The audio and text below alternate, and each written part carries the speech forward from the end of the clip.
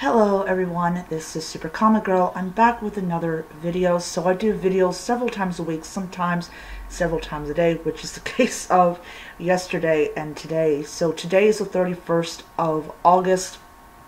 I hope all of you had a really wonderful month. I had a month that had a lot of ups and downs and everything, including getting COVID again. So that was down. So today we're going to do a review of Sandman Season 1, Episode 6.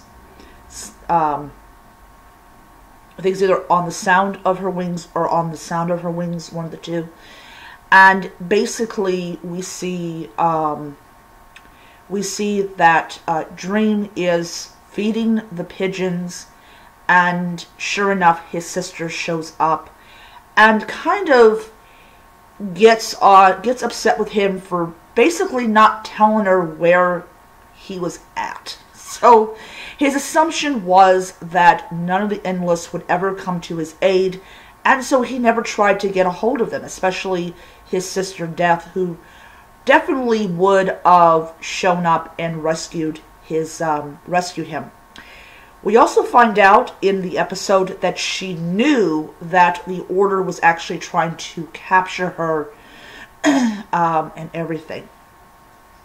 So we are introduced with various different types of people that are on the verge of death, who meet death in their final moments, including a very nice Jewish man who says his last prayer before he is taken away, because it is believed that if you say this particular prayer, I don't remember what it's called, you will go to heaven. And she's like, you're going to find out.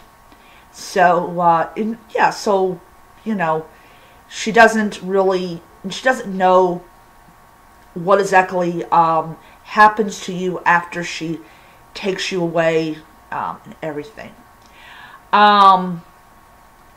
So we also get a side story in this one where we are met with a guy called Hob. Hob, 500 years ago, told Dream that he was not going to die. That he made the decision that he was never going to die. And what that ended up doing was it ended up making him immortal as long as he still wished or still wanted or still desired to not to die. And so every 100 years Dream would arrive and they would share a drink. So, you know, another interesting thing about it is, due to the fact that he decided not to die, he actually got labeled as a witch or a warlock or a wizard, and they actually attempted to drown him and everything. So he exactly didn't have a good experience with immortality, but he still wants to live, and so they still continue to meet.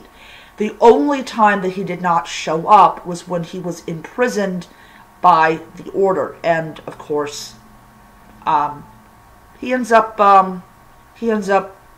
basically just, you know, seeing him again. He also discovers that the inn they used to meet was no longer around, and there's a little thing called the New Inn, and there's a little arrow, and I think that he might have painted it on there so if Dream ever decided to come around, that he would know where his friend was at.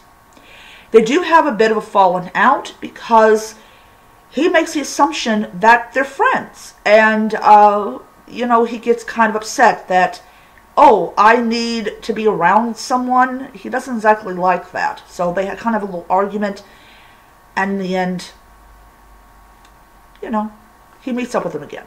So he's like, I heard it's very impolite to leave one's friends waiting.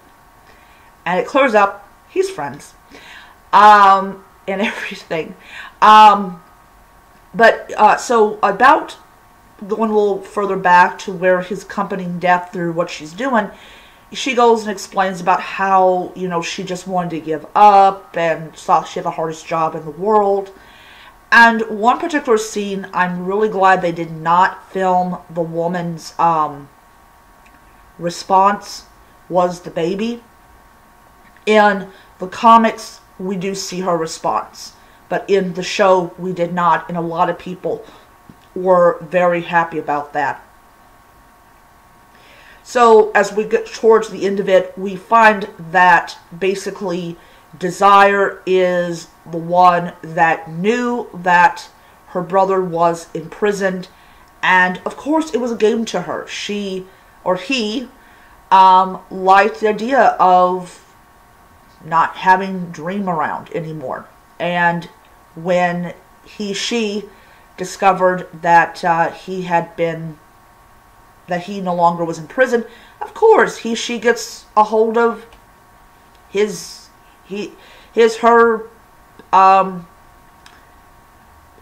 sister,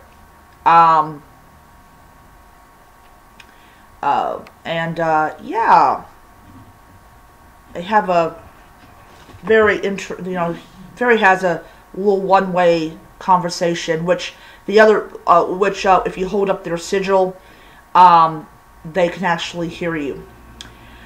So the reason I say that Desire is a he/she is because of the fact that when Desire was born, Desire couldn't decide if it wanted to be a male or female, so it decided to be both. And that's why I call Desire he/she. It does fit what he/she does. You know, Desires for both men and for women as well. So there's no need to be a certain gender. Just be just the concept. I like when Death hit him with the bread. It was funny as heck. Like, bam. So it just took the bread and threw it at him and hit him. I thought that was hilarious. It's just sibling and everything. But overall, it was a really, really beautiful episode. I really highly enjoyed it. It was sad at some points. And then, of course, we encounter Joanna Constantine's ancestor, who is very interested in Hobbs' immortality, not really understanding exactly how this man is still immortal. It's just simply because Death was interested in how would it be for a mortal to decide, hey, I'm not going to die. You know, what kind of challenges would that be in the universe? Because she has never encountered someone who flat out just opens his mouth and says, I'm never going to die.